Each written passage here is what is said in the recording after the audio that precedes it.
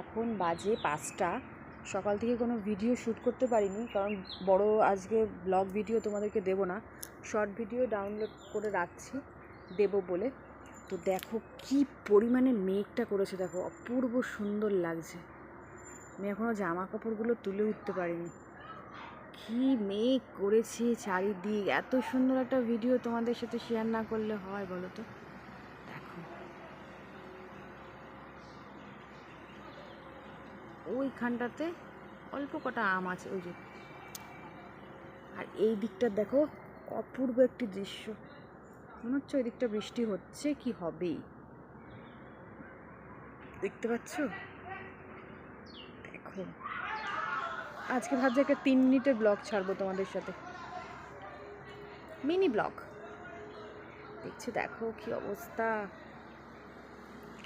আজকে একটা নতুন গাছ লাগিয়েছি, চলো তোমাদেরকে একটু দেখাই।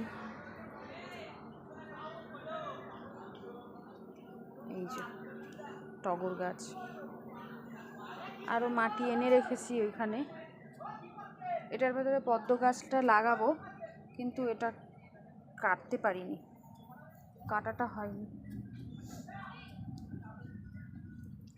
এটার ভেতরে আরেকটা গাছ লাগাবো, মাটিটাকে রেডি করছি জাস্ট। আর এটা আমাদের নিচে জামা কাপড় এখনও কেউ তোলেনি, সবারই জামা কাপড় বাইরে রয়েছে। দেখছো অবস্থা, গুরুম গুরুম হচ্ছে, শুনতে পাচ্ছ তোমরা? বিশাল পরিমাণে গুরুম গুরুম হচ্ছে।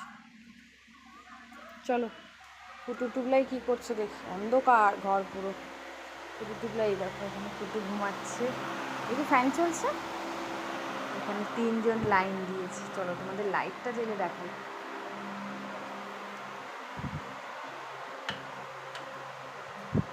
লাইটের সুইচটা তো দিতে হবে।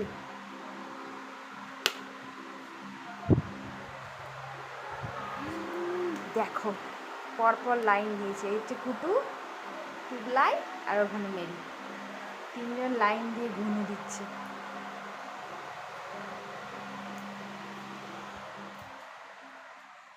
আর এই ঘরটা তো পুরোটাই অন্ধকার। চলো জানলা ফালনাগুলো দিতে হবে, গোপাল দাদার লাইট জ্বালতে হবে। ওই যে গোপাল দাদা বসে আছে ওখানে, এই জানলাটাকে বন্ধ করে নিই। যে আমাদের নিচে বাহারি গাছগুলো দেখো কত সুন্দর।